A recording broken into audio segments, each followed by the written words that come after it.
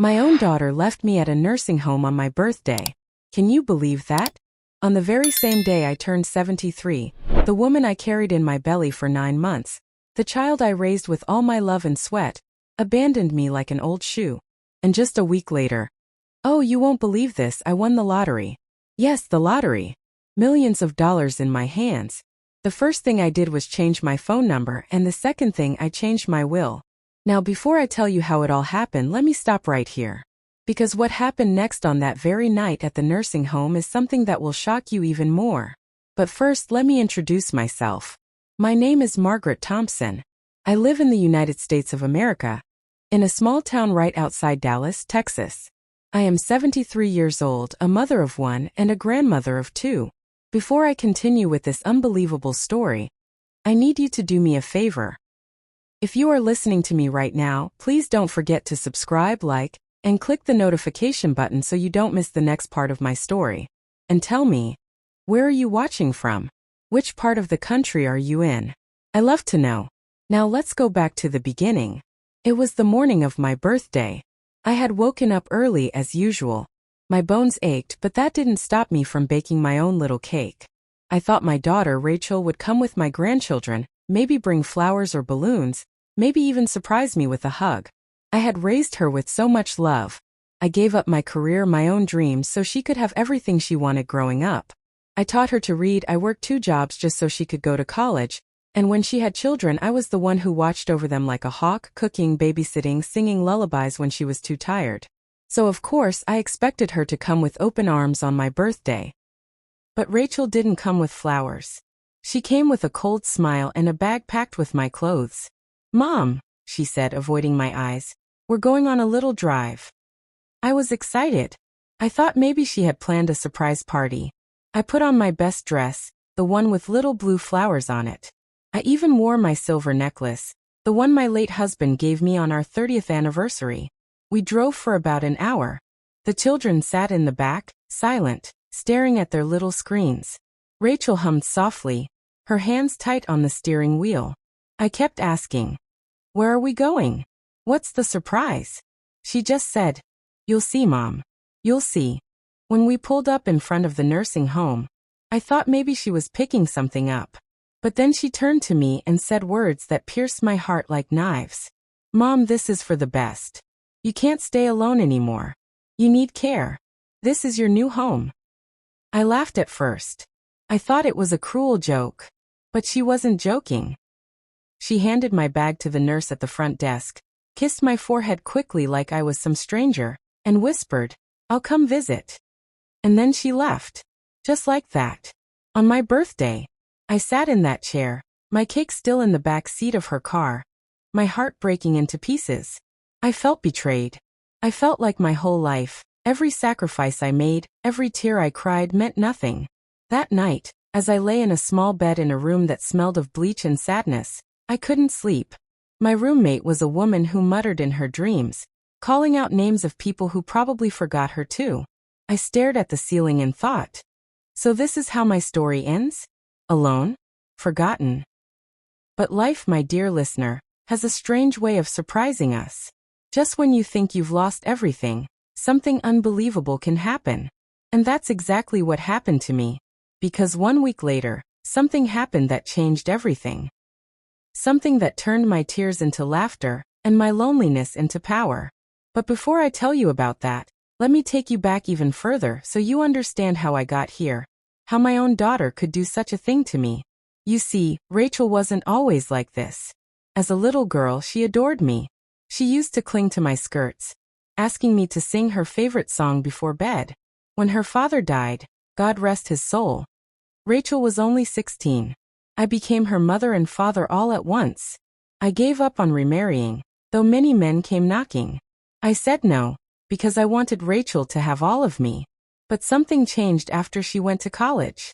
She started to look down on me. She married a man who whispered in her ear that I was too controlling, too needy. Slowly, she began to distance herself, visiting less, calling less. And when she did call, it was often to ask for money or favors. Still I gave. I gave because that's what mothers do. Yet nothing prepared me for the day she decided to throw me away like garbage. That night in the nursing home, as I cried quietly, I remembered a saying my own mother used to tell me. Sometimes, the people you love the most will break your heart the hardest. But never let their actions define your worth. I didn't know it then, but her words would guide me through what was about to come. The next morning at the nursing home, I was served watery oatmeal and cold toast. I tried to smile at the nurse, but inside I was empty. Some of the other residents shuffled past me, some in wheelchairs, some bent with age. One old man, Mr. Harris, winked at me and said, "First day here? Don't worry. You'll get used to it." But I didn't want to get used to it. I didn't belong there. My legs were still strong enough, my mind was still sharp. I wanted to live, not just wait for death. Days passed slowly. Rachel didn't call, didn't visit. My grandchildren didn't even send a card. The bitterness in my chest grew like a thorny bush. I prayed at night, asking God to show me a sign, to tell me that my life still had meaning. And then it happened. Exactly 1 week after I was abandoned, I turned on the small television in the common room. They were announcing the winning lottery numbers. My heart skipped as I compared them to the ticket I had bought weeks earlier. A ticket I had forgotten was still in my purse. The numbers matched. Every single one of them. I sat frozen, the room spinning. I had just become a millionaire. I looked around the nursing home, at the gray walls, the smell of bleach, the broken faces of forgotten people. And I knew. My life was about to change. But I also knew something else. Rachel, my daughter, didn't deserve a dime of it. Not after what she did. So I made my decision. I changed my number, and the very next day, I called a lawyer. I changed my will. But what happened after that? The knock on my door that very night at the nursing home. That was something I could never have prepared for.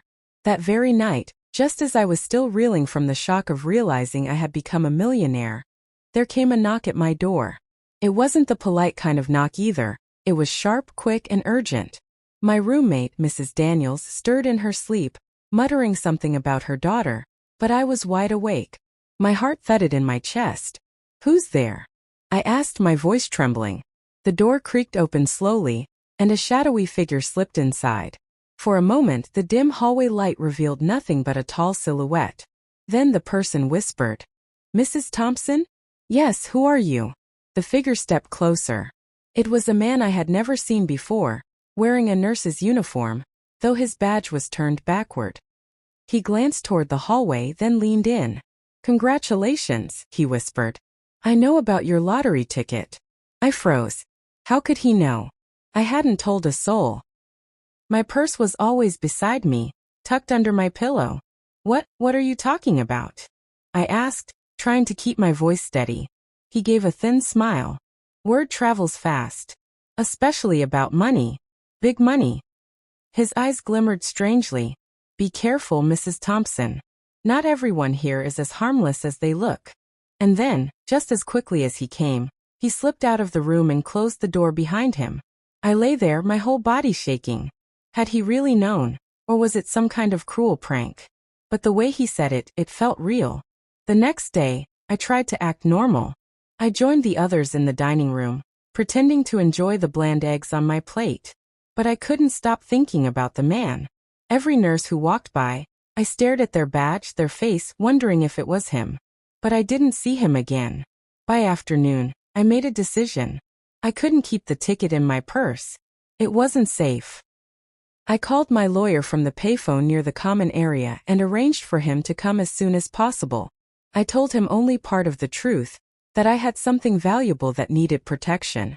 He agreed to visit me in 2 days. 2 days felt like forever. Every sound in the hallway made me jump. Every time someone walked too close to me, I clutched my purse tighter. But then, something unexpected happened. Rachel called. For the first time since she abandoned me, her voice rang through the receiver at the nurse's desk. "Hi, Mom," she said sweetly. "Just checking in. How are you settling in?" Her voice was soft, but I could hear something underneath it. Nervousness, maybe even guilt. I wanted to scream at her, to tell her about the ticket, about the man, about how broken she had left me. But I didn't. Instead, I simply said, "I'm fine, Rachel. Just fine." I could almost hear her sigh of relief. Then she asked, "Oh, by the way, did you ever check those lottery numbers you used to play? I think the draw was last week." My stomach dropped. When Rachel asked me about the lottery ticket, I nearly dropped the receiver. My throat tightened, and for a moment I couldn't speak. It felt like she had reached into my chest and grabbed hold of my secret with icy fingers. "What did you say?" I asked, trying to keep my voice calm, though inside I was trembling. She repeated it, sounding more casual this time. "I just wondered if you ever checked those numbers. You used to play every week. Who knows, maybe you got lucky." But I wasn't fooled. Her voice had a strange sharpness, like she was fishing for something. I forced a laugh. "Oh, Rachel, you know me. I gave up on those silly things ages ago." There was silence on the other end. A heavy silence. Then she said softly, "Right. Of course." I could tell she didn't believe me. That night I couldn't sleep. My mind spun in circles. How did she know? Had someone told her? Or was it just a coincidence? Could she have overheard something from the mysterious man who came into my room? I hugged my purse tight under my pillow like it was a lifeline. The ticket was still inside, carefully folded.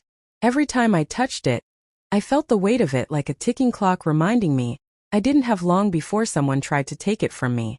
The next morning I decided to act as though everything was normal. I walked around the nursing home, greeting the other residents, smiling when I didn't feel like it. Mr. Harris asked me if I wanted to play checkers with him, and I agreed, though I barely paid attention to the board. My mind was elsewhere. 2 days. I just had to wait 2 days for my lawyer to come. I kept repeating it like a prayer. 2 days and I would be safe. But one thing about life. You can plan, you can hope, but fate often has its own schedule. That evening, as the sun dipped low and painted the sky orange, Rachel showed up at the nursing home. She walked in wearing her best coat, her hair neat, a smile plastered on her face like fresh paint. The nurses greeted her warmly. After all, it looked like she was a caring daughter, visiting her old mother. They didn't know the truth. When she walked into my room, I was sitting on the bed, knitting a scarf. My purse was beside me as always. "Mom," she said cheerfully, "I thought I'd stop by and check on you. The kids wanted to come, but they had homework." Her voice was sugary, but her eyes darted straight to my purse. I gave her a thin smile. "That's nice of you, Rachel. Sit down." She sat on the chair near the window, crossing her legs. For a few minutes we exchanged small talk. She asked about the food, about the nurses, about my roommate. But I could tell she was only pretending. Her real focus never left that purse. Finally, she leaned closer and whispered, "Mom, don't lie to me. Did you win?" My heart skipped. "Win what?" I asked, feigning confusion. "The lottery," she hissed. Her eyes gleamed. "I heard someone at the store say you bought a ticket. You always do. And the numbers, they matched, didn't they?" Birthday.A. My daughter. The baby I once rocked in my arms, the girl I shielded from storms, was looking at me now not with love, but with greed. I didn't answer. Instead, I picked up my knitting again and said, "Rachel, I think you should go home." Her jaw tightened. "Mom, don't play games with me. If you have that ticket, it belongs to both of us.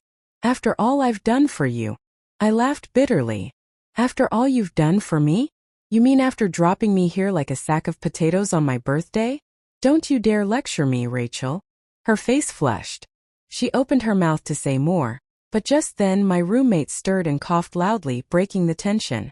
Rachel quickly composed herself, forcing a smile again. "Fine," she said. "But remember, Mom, secrets don't stay hidden forever." With that, she kissed my cheek, cold and quick, and walked out. I sat frozen for a long time after she left. The scarf slipped from my hands. For the first time, I realized just how dangerous my situation was. It wasn't just about being abandoned anymore. It was about survival. The next day crawled by. Every sound in the hallway made me jump. I barely ate. I barely spoke. When night came, I pushed my dresser in front of the door just to feel a little safer. And then, as the clock struck midnight, I heard it. The creak of the doorknob. Someone was trying to get in. At first, I thought maybe it was my imagination. But then I saw the handle twist slowly. My roommate was fast asleep, snoring lightly. I held my breath, clutching my purse tight to my chest. The door pushed against the dresser, rattling softly. Whoever it was, they were trying not to make noise, but they were determined. I whispered a prayer. My hands shook. I thought about screaming, but fear kept my throat tight. Finally, after a long moment, the rattling stopped. Footsteps retreated down the hallway. The silence that followed was heavy, pressing against my chest. I didn't sleep at all that night. By morning, I made up my mind. I couldn't wait another day. I called my lawyer again, begging him to come immediately. He promised he'd try to move his schedule. As I hung up the phone, a nurse walked by and smiled kindly at me. "Everything okay, Mrs. Thompson?" she asked. I forced a smile, though my heart was racing. "Yes, dear. Everything is fine." But I knew the truth. Everything was not fine, because someone had tried to break into my room in the middle of the night. And I had a terrible feeling I knew exactly who it was. The next morning, I barely touched my breakfast. My hands shook as I held the spoon, and I knew the other residents noticed. Mr. Harris asked if I was sick, but I just smiled and told him I didn't sleep well. Inside, my stomach churned with fear. By mid-afternoon, I finally heard the words I had been waiting for. "Mrs. Thompson, you have a visitor." It was my lawyer, Mr. Collins. A tall, calm man in his 50s, with gray streaks in his hair and glasses that made him look sterner than he really was. He walked into the nursing home with his leather briefcase, shaking my hand firmly. "Margaret," he said warmly, "you sounded worried on the phone. What's going on?" I led him into a small visiting room where we could talk privately. I shut the door behind us and pulled the ticket out from my purse with trembling hands. "This," I whispered. "I won, Mr. Collins. I won the lottery. But nobody can know. Not yet." He stared at the ticket, then at me, his eyes widening. "Good Lord, Margaret. This is real." I nodded. "Every number matches. But I'm not safe here. Someone tried to get into my room last night. And Rachel, she knows something. She came here yesterday, asking about the ticket." Mr. Collins frowned deeply. "We can't waste any time. I'll take this ticket to the bank for safekeeping. We'll start the claim process quietly. And as for Rachel," he hesitated, then added, "you may need to consider protecting your assets legally before she tries to interfere." I nodded again. "I already know what I want, Mr. Collins. I want to change my will." His eyebrows rose, but he didn't argue. "Very well. We'll draft a new one." As he slid the ticket carefully into his briefcase, relief washed over me for the first time in days. For once, the burden wasn't just mine to carry. But my relief didn't last long. When we stepped back into the hallway, Rachel was standing there. She had arrived without warning, holding a paper bag as if she had just brought me food. But the moment her eyes fell on Mr. Collins and his briefcase, her face tightened. "Mom," she said sweetly. "What's going on? Who's this?" My mouth went dry. Mr. Collins, ever professional, introduced himself politely. "I'm Mrs. Thompson's attorney, just helping her with some paperwork." Rachel's eyes narrowed. "Paperwork?" I forced a smile. "Yes, dear. Just boring things. Nothing to worry about." But she didn't look convinced. She kept her gaze locked on the briefcase, her lips pressed into a thin line. "I didn't know you needed a lawyer," she said slowly. "Why didn't you tell me?" Her tone was calm, but her eyes betrayed her. They were burning with suspicion. Before I could answer, Mr. Collins spoke firmly. "Mrs. Thompson has every right to consult with legal counsel, Ms. Rachel. I assure you everything is in order." Rachel gave him a long, hard look. Then she smiled, a smile so forced it made my skin crawl. "Of course," she said. "I just worry about Mom, that's all." But as Mr. Collins walked past her with the briefcase, I saw Rachel's hand tighten into a fist at her side. That evening, after he left, I felt safer knowing the ticket was no longer in my purse. But when I returned to my room, my blood ran cold. My dresser, the one I had pushed against the door the night before, was no longer flush against the frame. Someone had moved it, and this time I knew for certain. They would be back. That night, I didn't even bother getting under the sheets. I sat upright in my bed, clutching my purse even though the ticket was gone. My body ached, but my mind wouldn't let me rest. Every creak of the floorboards outside, every whisper of wine through the cracked window frame made my heart leap. The dresser had been moved. Someone had tried again. I kept telling myself, it's gone. The ticket isn't here anymore. But the thought didn't calm me, because whoever wanted it didn't know that yet. Around midnight, my roommate stirred, coughing and muttering in her sleep. I leaned forward, listening hard. There it was again, the faint squeak of shoes in the hallway, moving slowly, stopping right outside our door. I froze, hardly daring to breathe. The doorknob turned once, twice, then rattled firmly. The sound of a frustrated sigh came through the crack in the door. Go away, I whispered to myself, clutching the rosary beads I kept in my purse. Just go away. After a long, tense silence, the footsteps retreated. But I knew this wasn't over. Whoever it was, they weren't going to give up easily. The next morning, I went straight to the head nurse, a kind woman named Linda. I told her everything. About the strange nurse who whispered to me. About the noises at night. About the dresser being moved. Linda frowned. Mrs. Thompson, I assure you, all our staff are vetted carefully. Are you certain it wasn't just another resident wandering around? I shook my head. No, this was no accident. Someone's after me. She gave me a sympathetic pat on the shoulder. I'll keep an eye out. Don't worry. But I could see doubt in her eyes. She thought I was just another paranoid old woman. By afternoon, I was sitting in the common room, pretending to knit, when Rachel arrived again. She walked straight to me, her smile stiff as always. Mom, she said sweetly. Why didn't you tell me you hired a lawyer? What are you hiding from me? I set my knitting down slowly. Rachel, not everything I do has to be explained to you. Her smile faltered. You're my mother. I should know what's going on. No, I said firmly, surprising even myself with the strength in my voice. You stopped being a daughter the day you left me here. Don't pretend you care now. Her face hardened. She leaned close, her voice dropping low so no one else could hear. If you think you can cut me out, you're making a mistake. I know about that ticket. And I won't let you keep it from me. She pulled back, flashing a smile at the nurse walking by, then kissed my cheek quickly as if nothing had happened. Love you, Mom, she said loudly before walking away. My hands shook as I picked up my knitting again. The room felt colder. That evening I called Mr. Collins again. I told him everything, Rachel's threats, the midnight noises, my growing fear. Margaret, he said seriously, you need to stay alert. I'll file the claim for the winnings tomorrow. Once the money is secured, we'll arrange proper protection for you. Protection. The word stuck in my mind. Because right now, I felt completely unprotected. That night, I decided not to sleep at all. I sat in my chair by the window, watching the hallway through the small crack of light under my door. Hours passed slowly, painfully. The building grew quiet. Then around 3 in the morning, it happened. The doorknob rattled again, harder this time. My heart pounded in my chest.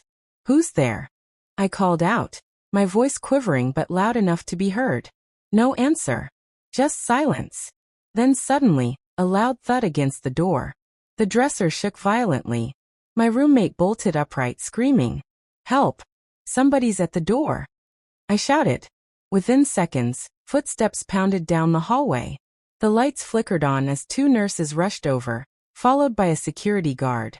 By the time they flung the door open, the hallway was empty. Whoever it was had run. The guard checked both ends of the hall, but found nothing. The nurses calmed my terrified roommate, while I sat clutching my purse, my heart racing so hard I thought it might burst. Linda arrived, her face pale. Mrs. Thompson, I promise we'll increase security tonight. You're safe here. But I didn't feel safe. Not one bit. The next morning, whispers filled the nursing home. Some residents claimed they saw a man sneaking around the halls late at night. Others swore they heard arguing outside. The staff brushed it off as paranoia, but I knew better. Rachel showed up again that afternoon. This time without her usual fake smile. She walked straight to my bed, ignoring everyone around her. I know it was you who called the lawyer again, she hissed. Mom, You're making this harder than it has to be. Just give me what's mine. Birthday.A. Stond. Yours? What part of my life, my sacrifices, my love was ever yours to claim like property? Her face twisted with anger. Don't test me, Mom. I'm not asking anymore. I'm warning you. The words cut deep, colder than any winter wind. For the first time in my life, I was afraid of my own child. That night, I tried to stay awake again, but exhaustion finally overtook me. I don't know how long I slept, but I woke suddenly to the sound of glass shattering. I sat up in bed, my eyes darting around. First, I thought it was a dream, but then I heard it.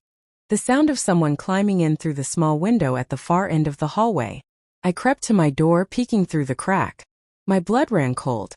A figure was crawling through the broken glass, landing softly on the hallway floor. The same tall silhouette I had seen before. This time, he wasn't wearing a nurse's uniform. He was dressed in black, his face partly covered, and in his hand I could see the glint of something metallic. A crowbar. He wasn't just here to snoop. He was here to break in. I pressed my ear against the door, my heart hammering so loud I was sure it would give me away. The hallway was silent except for the crunch of glass under the intruder's shoes. My roommate stirred in her bed and whispered groggily, "What's that noise?" "Shoo," I hissed, my voice trembling. "Don't make a sound." Through the thin crack beneath the door, I saw a shadow move slowly past. The man was tall, broad-shouldered, and he carried the crowbar like it was an extension of his arm.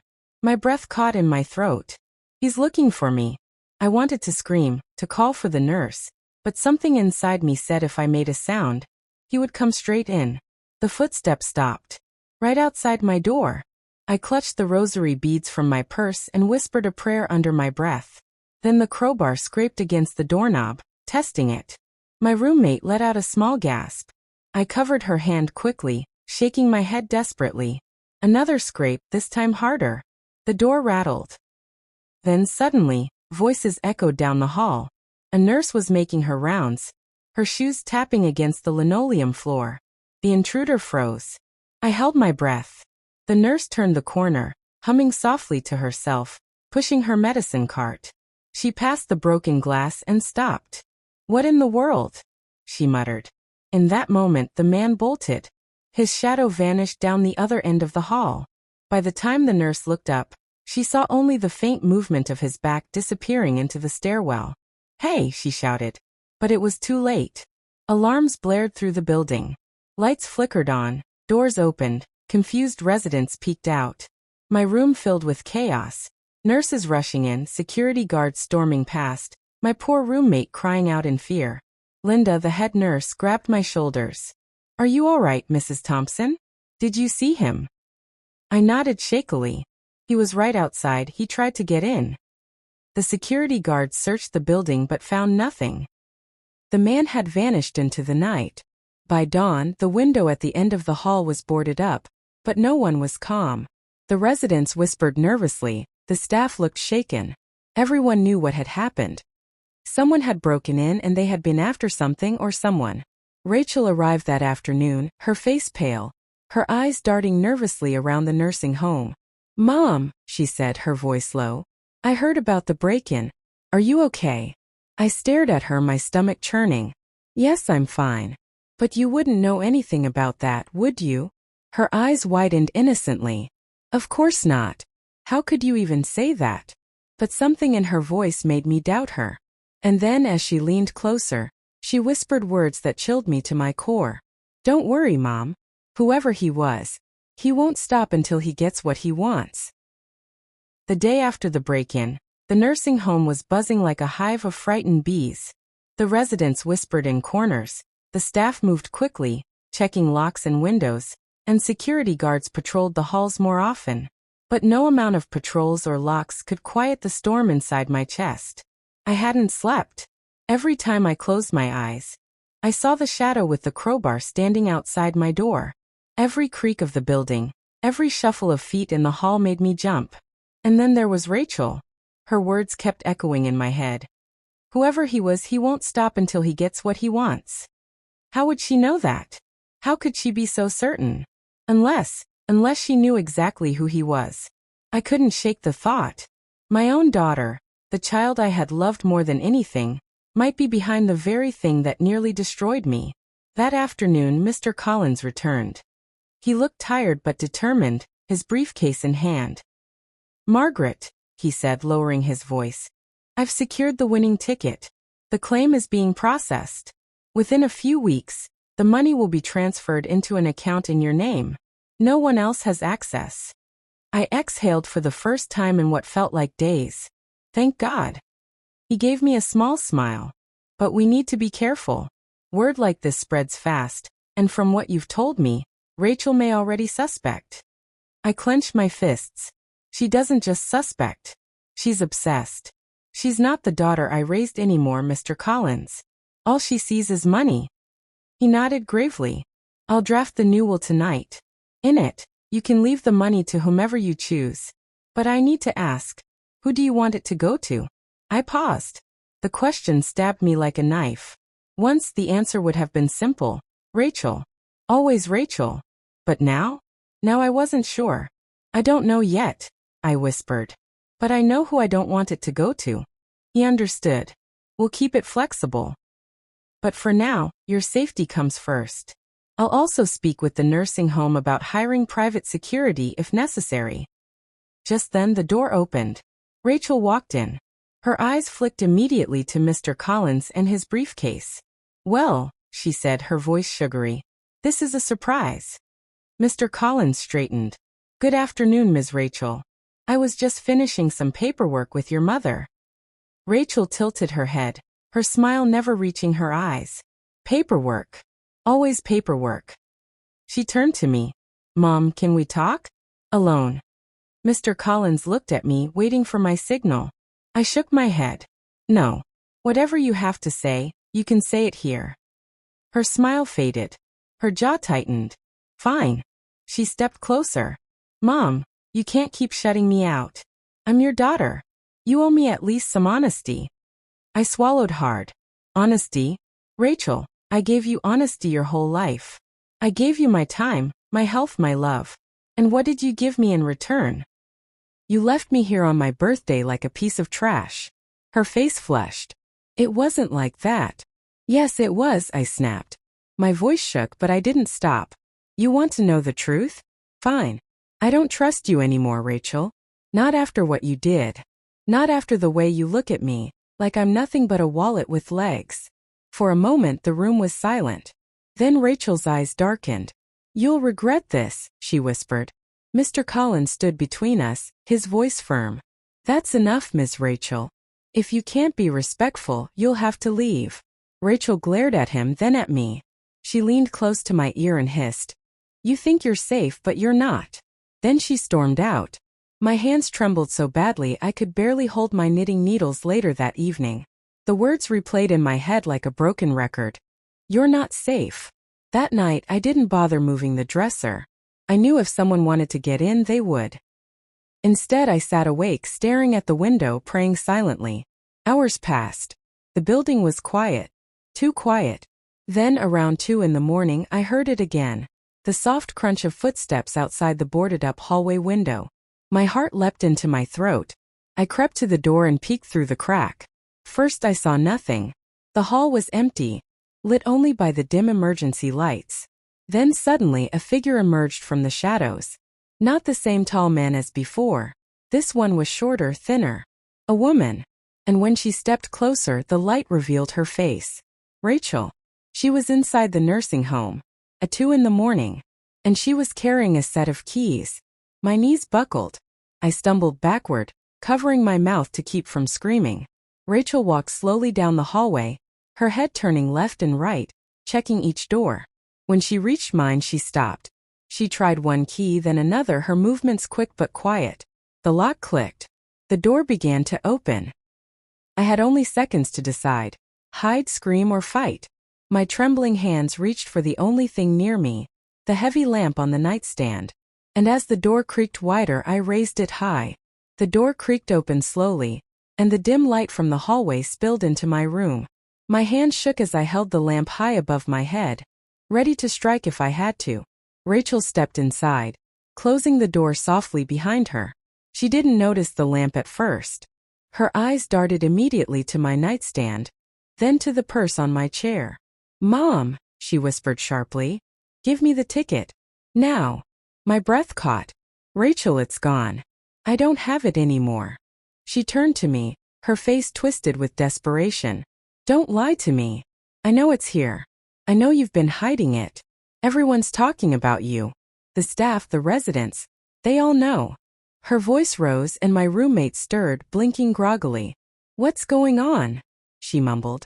"Nothing," Rachel snapped. "Go back to sleep." I lowered the lamp slowly but didn't let go of it. "Rachel, listen to me. I gave the ticket to my lawyer. It's safe. You can't get to it. Even if you search every corner of this room, you won't find it." Her eyes narrowed. "You're lying. You'd never trust anyone but yourself. Believe what you want," I said, forcing my voice to stay steady. "But the truth is, you can't touch that ticket. Not anymore." For a long moment we just stared at each other. Mother and daughter. Two people who had once loved each other more than anything. Now standing on opposite sides of greed and betrayal. Rachel's chest heaved. "Do you have any idea what that money could do for me? For my kids? We could finally live the life we deserve. And you're just sitting here wasting it." My heart broke. "The life you deserve? Rachel, you've already had everything I could give you. I gave you my whole life. And now you want to take what little I have left." Her eyes glistened with something between rage and tears. "You don't understand. You never understood." Then she lunged. I screamed, swinging the lamp wildly. It missed her by inches, crashing into the dresser with a loud thud. My roommate shrieked, fumbling for the call button to alert the nurses. Rachel grabbed my purse, yanking it so hard the strap snapped. She tore it open, spilling everything onto the floor. My rosary beads, my glasses, a half-knitted scarf. "No ticket." Her face crumpled. "No, no, no, no," she muttered, tossing the contents around desperately. The hallway erupted with noise, nurses shouting, footsteps rushing closer. Rachel froze, realizing she had run out of time. She dropped the purse, her chest heaving, her eyes wild. Then she looked at me, her voice a low hiss. "This isn't over, Mom. Not by a long shot." And before I could stop her, she bolted out the door. The nurses burst in seconds later, breathless. "Mrs. Thompson, what happened? Who was in here?" I clutched my chest, still trembling. My eyes filled with tears as I whispered the words I never thought I'd say out loud. "It was my daughter." The nurses gasped, exchanging horrified glances. And as the alarms blared through the building once again, I knew one thing for certain. Rachel wasn't going to stop until she got what she wanted. The next morning, the nursing home was in chaos again. Word spread quickly. An intruder had been in the building for the second time in a week.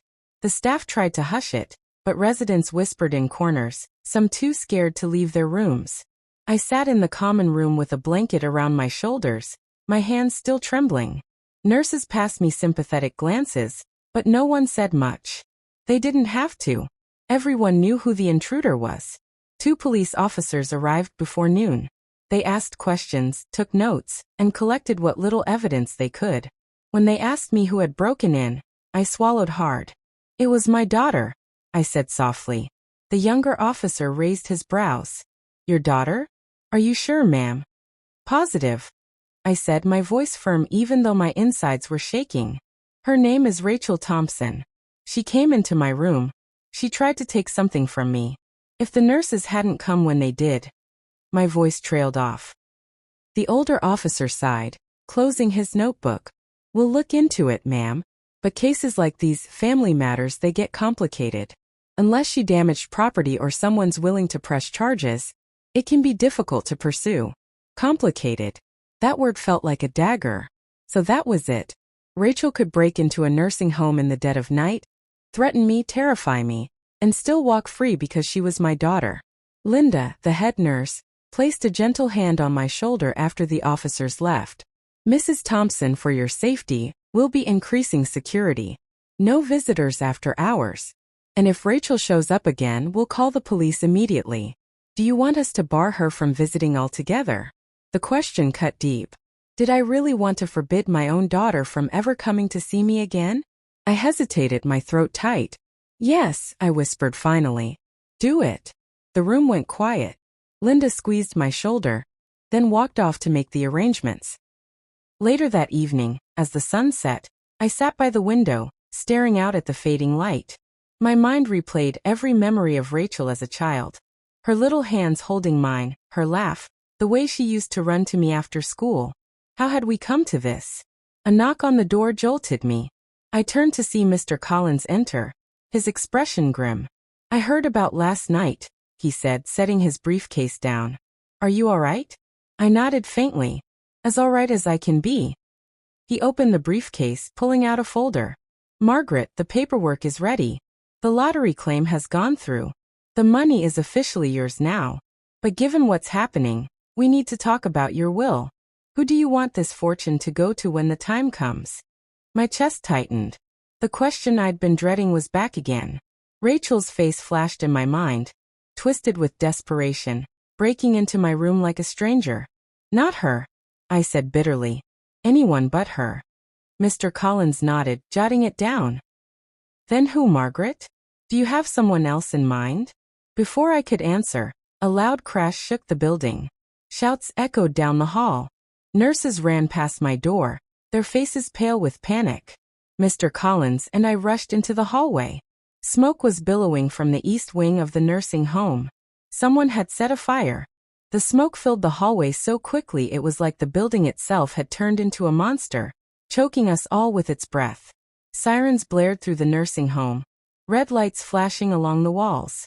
Nurses shouted orders, residents screamed, and wheelchairs clattered against the floor as people scrambled for safety. My chest tightened. The air burned my throat as I coughed violently. Oh Lord, not like this, I whispered, clutching the doorway. Mrs. Thompson. Linda, the head nurse, appeared through the haze, her face streaked with sweat. We have to move now. Mr. Collins grabbed my arm, steadying me. Come on, Margaret. Stay with me. The three of us pushed into the hallway. The smoke was thicker here, rolling in dark waves. Somewhere in the east wing, flames roared, crackling as they devoured the old building. The fire alarm screamed louder, drowning out everything else. Residents hobbled and shuffled, some crying, some frozen in fear. Nurses rushed from room to room, dragging people out, their faces tense with urgency. I could barely see 3 feet ahead of me. The air was so thick it made my eyes sting. This way, Linda shouted, pointing toward the emergency exit at the far end of the hall. But as we stumbled forward, I caught sight of something that froze me in place. Through the smoke, near the stairwell, a figure stood watching. Not a nurse. Not a resident. Rachel. Her face was shadowed, but I knew it was her. She stood there for just a moment, her eyes locked on mine, then disappeared into the smoke. My knees went weak. Rachel. I croaked. Mr. Collins pulled me forward. No time, Margaret. We have to move. I let him drag me, my mind spinning. Had I really seen her? Or was it the smoke playing tricks on me? We reached the emergency exit, but the crowd of residents there made it impossible to move quickly. Some were crying, some coughing, some too weak to even stand. Nurses tried to organize them, but panic made everything slower. The fire crackled louder, closer now. Heat licked at the walls. The smell of burning wood and plastic filled the air. I gripped Mr. Collins's arm. We're not going to make it out, are we? He bent down, his voice steady but firm. Yes, we are. You're going to walk out of here, Margaret. One step at a time. But before we could move again, there was a deafening crash. The ceiling at the end of the hall collapsed, flames bursting through. The crowd screamed. Nurses pushed everyone back. The east wing was gone. Our only way out now was the west side. This way, Linda shouted, leading us toward another corridor. We staggered down the hallway, smoke choking us with every step. I could hear the crackle of flames behind us, chasing us like a hungry beast. Suddenly, I felt a hand grab mine. I turned, expecting to see Linda or Mr. Collins. But it wasn't them. It was Rachel. Her face was streaked with soot, her eyes wild.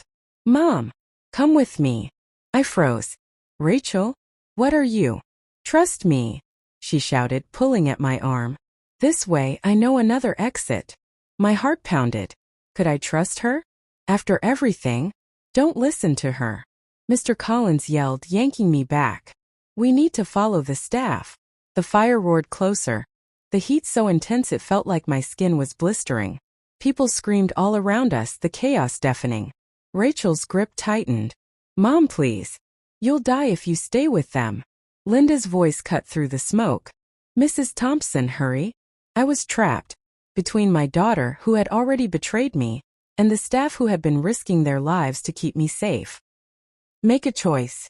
Rachel shouted, her eyes burning into mine. Tears blurred my vision. I didn't know what to do. For a split second, I almost let her pull me away. She was my daughter, after all. The little girl I once held in my arms. Maybe, just maybe, there was still something good left in her. But then I remembered the crowbar. The midnight break-in. Her words. You're not safe.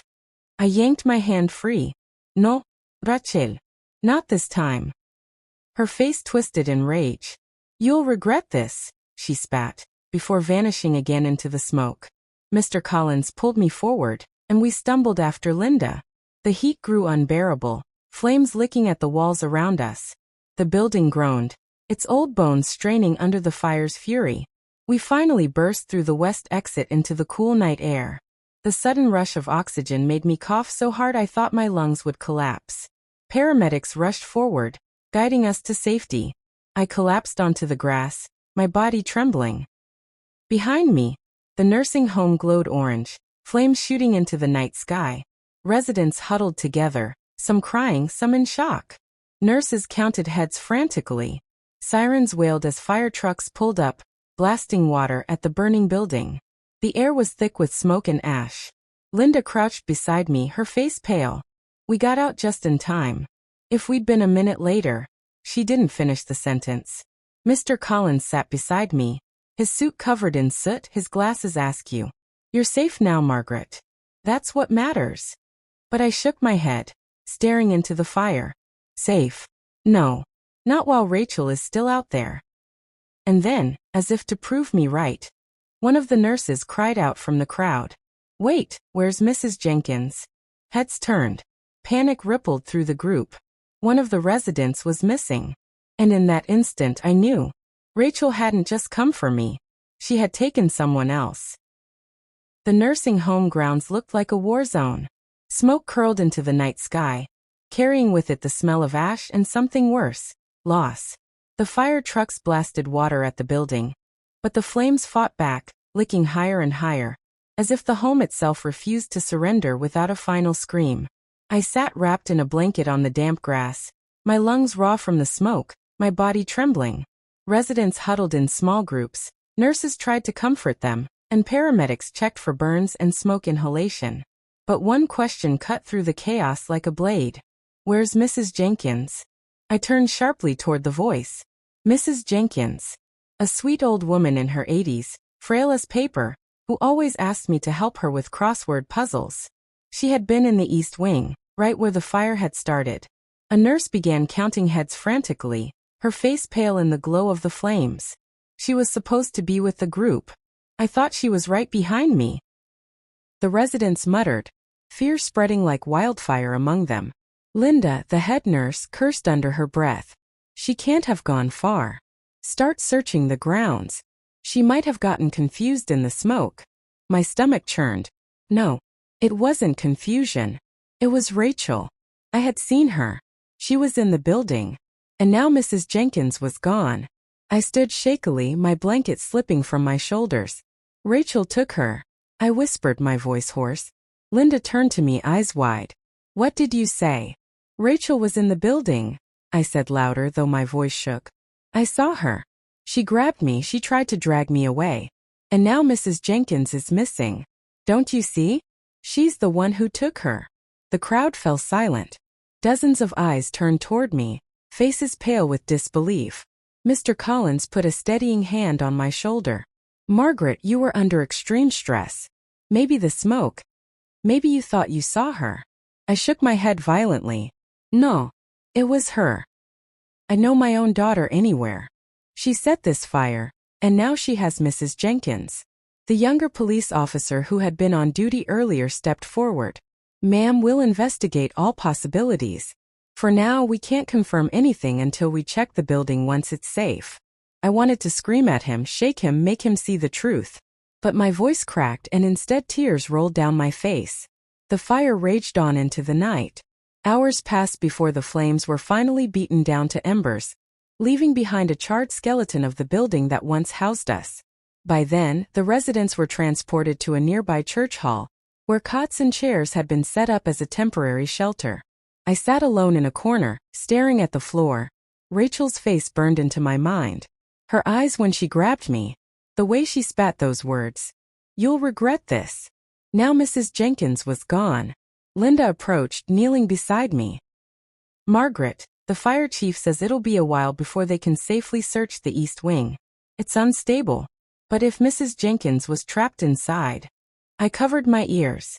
"No. Don't say it." She sighed. "I'm sorry. We're doing everything we can." As she walked away, Mr. Collins sat down next to me. "Listen, Margaret. Whether you're right about Rachel or not, you need to focus on protecting yourself. The will, the money, will keep that secure. But if your daughter is capable of this..." He trailed off, shaking his head. I whispered, "She's not my daughter anymore." He gave my hand a squeeze. "Then treat her like what she is, a threat." I nodded slowly, my heart aching. By dawn, the church hall buzzed with exhaustion. Some residents dozed, some cried softly, others sat staring blankly into space. I couldn't close my eyes. Every creak of the old building made me jolt, expecting Rachel to appear again. Then, around mid-morning, a commotion stirred at the entrance. A firefighter walked in, soot covering his uniform. His face was grave. Everyone went silent as Linda rushed to him. "Did you find her?" she asked, her voice trembling. The firefighter nodded slowly. "We found Mrs. Jenkins. She wasn't in the east wing. She was outside, tied up near the maintenance shed." Gasps rippled through the room. "Tied up?" Linda repeated in shock. The firefighter's voice was grim. "Yes. Hands bound. Duct tape over her mouth. Someone put her there during the fire." The hall erupted in cries and whispers. Fear swept through the residents like a cold wind. My blood turned to ice. I knew it. I knew it had been Rachel. But then the firefighter added something that made my heart stop. She kept saying one name over and over. She said it was the person who took her. He looked down at his notepad. A woman. She swore it was Margaret Thompson. Every head in the hall turned toward me. The room spun. My breath caught in my throat. "No. Igaspat. That's not true." I didn't. But their eyes, dozens of them, stared at me with fear, suspicion, even disgust. And in that moment, I realized Rachel hadn't just tried to steal from me. She was trying to destroy me. The air inside the church hall grew heavy after the firefighter's words. I could feel every eye on me, sharp, accusing, mistrustful. My heart pounded in my ears as I shook my head desperately. "No," I cried out. "It wasn't me. Mrs. Jenkins is confused. She inhaled smoke. She doesn't know what she's saying. I would never hurt her." But no one rushed to my defense. Not even the nurses who had worked beside me for months. Even Linda, who had always believed in me, looked unsure. The younger police officer approached, his notepad ready. "Mrs. Thompson, we're going to need you to come with us. Just for questioning." My stomach dropped. "Questioning? You think I did this?" "Ma'am," he said calmly, "a resident claims you tied her up during a fire. We have to take her statement seriously." I turned to Mr. Collins, panic rising in my chest. Tell them I was with you the whole time." He cleared his throat nervously. "She was for most of it. But in the smoke and chaos, well, I can't account for every second." His words cut me deeper than the fire ever could. Linda tried to soften the blow. "Margaret, maybe going with them will help clear your name. The sooner you answer their questions, the sooner this will be over." But I knew better. This wasn't just about questions. This was Rachel's doing. She had taken Mrs. Jenkins, then planted my name in her head like a poison. Now the police were swallowing it whole. I was being framed. "Please, I begged, looking around at the sea of faces. You all know me. You know I couldn't have done this. You know. Silence. Not a single voice rose to defend me. The officer placed a firm hand on my arm. Let's go, ma'am. As he guided me toward the door, I caught movement outside through the stained glass windows. A figure stood just beyond the crowd, watching. Rachel. Her face half hidden in the morning light, her lips curved into a cold smile. She raised one hand and gave me a little wave, like she was seeing me off. The blood drained from my face. She was enjoying this, watching me being dragged away for something she had done. I stumbled, nearly collapsing, but the officer tightened his grip and pulled me forward. Behind me, whispers filled the hall. I can't believe she did it. She seemed so nice. You never really know people, do you? Every word pierced me like a dagger. Outside, the police car waited, its back door open. I felt like a criminal, though I had done nothing wrong. My chest ached, my hands shook, and tears blurred my vision. As the officer opened the door for me, I heard Rachel's voice float across the parking lot, soft but sharp enough to slice me in two. Goodbye, Mom. My knees buckled. I tried to scream her name, to tell everyone she was the real monster, but no sound came out. And then the car door slammed shut, locking me inside. The hum of the police car engine vibrated through the seat as we drove away from the church hall. My hands shook in my lap, and my chest felt tight, like a band of iron was wrapped around it. I stared out the window at the blur of trees and storefronts, but all I could see was Rachel's face, smiling at me as I was led away. She had won for now. The car pulled into the station, and the officer escorted me inside. The air smelled of coffee and old paper, the buzzing of fluorescent lights above only making my head ache more. I was led down a hallway to a small, windowless room with a table, 2 chairs, and a camera in the corner. Have a seat, ma'am, the officer said. I lowered myself into the chair, my knees trembling. The officer sat across from me, notebook open. Another officer soon joined him, older, with lines etched deep into his forehead. Mrs. Thompson, the older one began. We understand this is a stressful time, but we need you to tell us exactly what happened during the fire last night. I clasped my hands together. I was with my lawyer, Mr. Collins, and one of the nurses, Linda. We were trying to get out when I saw her, my daughter, Rachel. She grabbed me, tried to pull me away, and then she disappeared into the smoke. The younger officer leaned forward. You're saying your daughter was inside the building during the fire? Yes, I said firmly. I saw her with my own eyes. The older officer scribbled something down. But Mrs. Jenkins says you were the one who tied her up near the maintenance shed. Can you explain that? My heart hammered. She's confused. Rachel must have taken her, then told her it was me, or tricked her somehow. You don't understand. Rachel has been after me ever since I won the lottery. She wants the money. She'd do anything to get it. Even this. The officers exchanged a glance. The younger one cleared his throat. Mrs. Thompson, with all due respect, stress and smoke inhalation can cause hallucinations. Are you sure you weren't disoriented? I know what I saw. I snapped, slamming my hand on the table. My voice cracked, but I pressed on.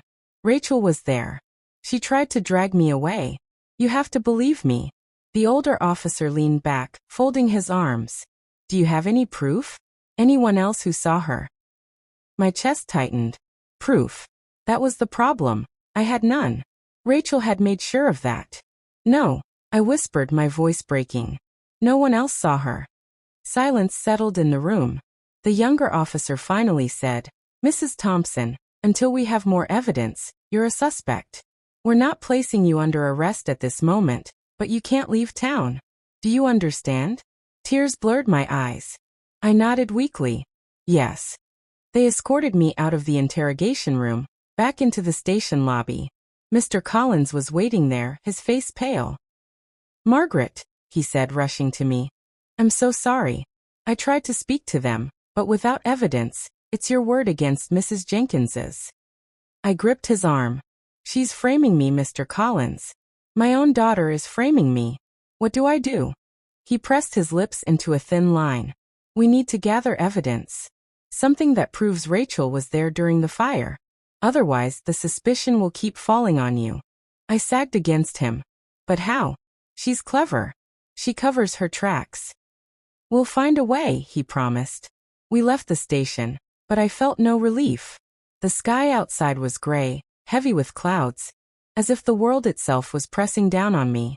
I couldn't shake the feeling that Rachel was watching us, waiting for her next move. Back at the temporary shelter, whispers followed me like shadows. Residents pulled away when I walked past. Some looked at me with pity, others with fear. No one sat with me at lunch. I was alone.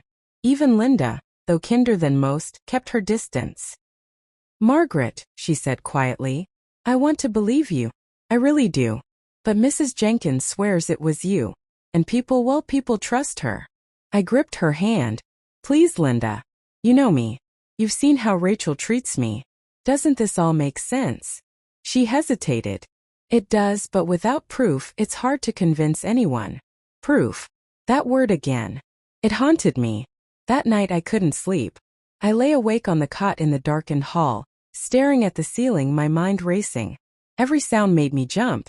I kept expecting Rachel to appear at the door, her smile sharp, her eyes cold. And then sometime past midnight I heard it. A whisper. My name. Mom. I sat up, my heart thundering. Across the dimly lit hall, near the back entrance, a figure stood. Tall, slim, familiar. Rachel. She raised a finger to her lips, then beckoned me with her hand. I froze, torn between terror and curiosity. If I stayed, I'd remain the prime suspect, helpless. But if I followed her, maybe I'd finally get the proof I needed. Slowly, my feet slid to the floor. I stood, trembling, and began to follow her. She slipped out the back door, disappearing into the night. I pushed it open and stepped outside. The cold air hit me like a slap, and the door shut behind me with a loud click. And that's when I realized. It had locked. I was alone. Outside. And Rachel was waiting in the shadows. The night air wrapped around me like a shroud. My breath came out in sharp puffs as my eyes scanned the shadows. Rachel stood a few yards away, her arms folded, her posture calm. As if she hadn't just dragged me into a nightmare. Why are you doing this to me? I demanded, my voice trembling. She tilted her head, smiling faintly. Because, Mother, you've made it so easy. All your life you've been soft, trusting, weak. And now? You're the perfect villain for my story. My stomach dropped. Your story?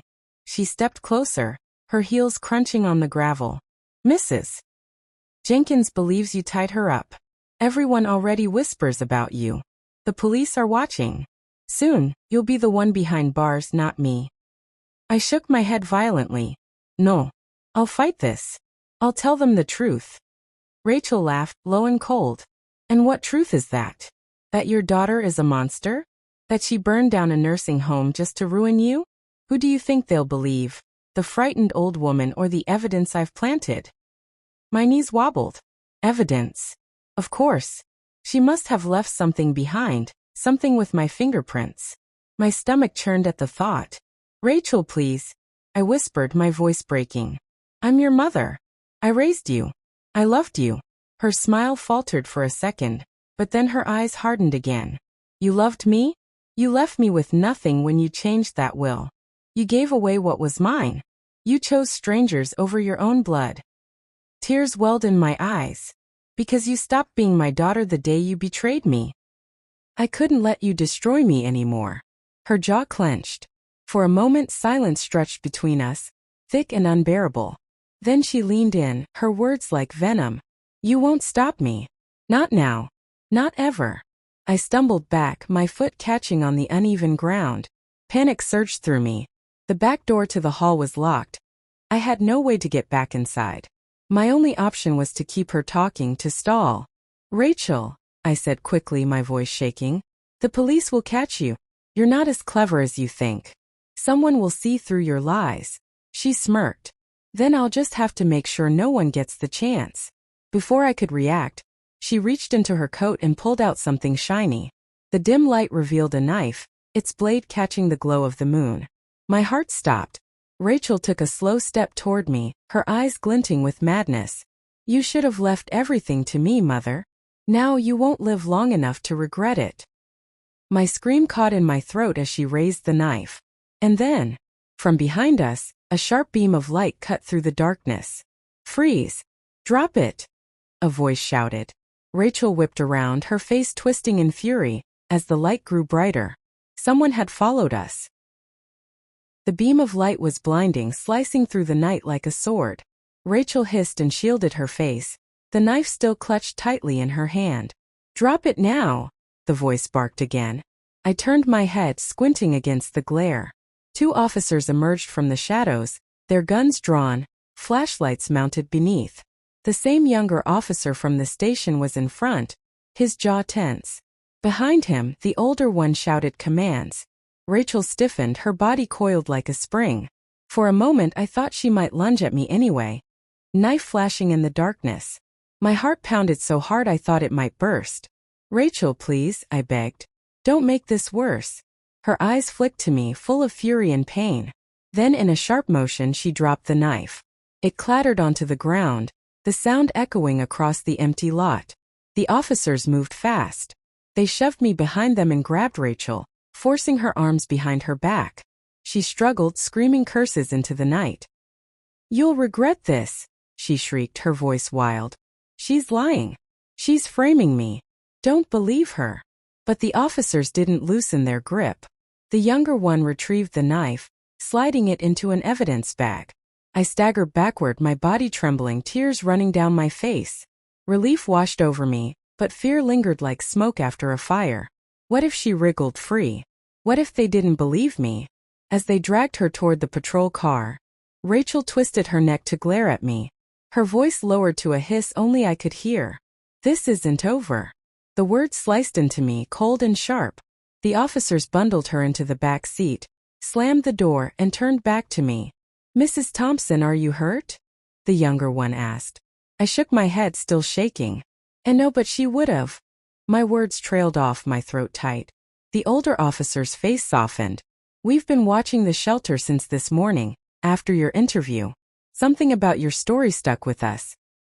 When we saw someone leave the hall, we decided to follow. Looks like we came just in time." My knees buckled and I grabbed the edge of a bench to steady myself. For the first time in days, I felt the weight of belief returning. Someone finally trusted me. "Thank you," I whispered, my voice breaking. "You saved my life." The younger officer nodded firmly. "It's not over yet. But tonight we've got enough to hold her." They guided me back into the shelter, unlocking the back door. Inside, a few residents stirred, blinking at the commotion. Whispers rippled through the hall as they realized Rachel had been the one outside, not me. For once, the suspicion in their eyes shifted. Not toward me, but toward the daughter who had tried to destroy me. The next morning, Mr. Collins arrived, his expression grave. "They called me last night. Rachel is in custody. They'll be charging her with arson, kidnapping, and attempted assault. Possibly more once the investigation is complete." I sat on the edge of the cot, wringing my hands. But will they believe me? Or will she twist it again somehow? He placed a reassuring hand on my shoulder. "The knife was found with her fingerprints. And the officers witnessed her threatening you. That's solid evidence, Margaret. This time, she can't talk her way out." Tears filled my eyes. After everything she's done, my own daughter. My flesh and blood. His gaze softened. "I know it's hard. But sometimes justice comes in painful ways." I nodded, though my heart felt heavy as stone. The weeks that followed were a blur. Rachel's trial began quickly, and I was called to testify. Standing in that courtroom, my voice quivering, I told the jury everything. How Rachel abandoned me at the nursing home, how she stalked me, how she tried to frame me for crimes she committed herself. Rachel sat at the defense table, her eyes locked on mine the entire time. Cold, unblinking, defiant. But this time her tricks failed. Witnesses from the shelter confirmed seeing her near the fire. Forensic experts explained the evidence. And the officers testified about the night she was caught with the knife. The verdict came swiftly. Guilty on all counts. I sat frozen in the courtroom as the judge sentenced her. Rachel's face twisted, rage and disbelief warring inside her. She screamed at me one last time as the bailiffs led her away. You chose them over me. This is your fault. The doors slammed shut behind her, and I broke down, sobbing into my hands. Life after the trial was not simple. The whispers at the shelter quieted, replaced with apologies, but the wound inside me lingered. Nights were hardest. I'd wake sweating, hearing her voice in my dreams. But slowly light returned. The other residents began including me again. Linda brought me tea every morning, her warm smile helping me heal. Even Mr. Collins visited often, checking in like family. One evening, as I sat outside watching the sunset, Linda joined me. You know, she said gently, you've been through more than most could endure. And you survived. I looked at her, tears brimming. But at what cost? I lost my daughter. She took my hand. Maybe. But sometimes letting go of poison is the only way to keep living. And you still have us. We care for you, Margaret. Don't forget that. Her words sank deep. For the first time in months, I felt a glimmer of peace. Weeks turned to months, and though the scars remained, I learned to smile again. I began helping new residents at the shelter, offering them comfort, reminding them they weren't alone. In helping them, I found healing for myself. And slowly, I understood the lesson hidden in all my pain. Blood alone doesn't make family. Love does. Rachel had chosen greed and hatred, but others, people who owed me nothing, had chosen kindness. That was the real inheritance of life. Now, as I share my story with you, I want to leave you with this. Never let betrayal define you. Even when the ones closest to you turn their backs, there are still good people waiting to walk beside you. Trust those who bring light, not those who thrive in darkness. And to everyone watching, thank you for standing with me through this journey. Don't forget to subscribe, like, and click the notification bell for more upcoming stories. And please tell me in the comments, from what part of the country are you watching this story? Because your voices, your stories, and your support are what keep me going. This is Margaret Thompson, 70 years old, from the heart of Tennessee. And this was my story.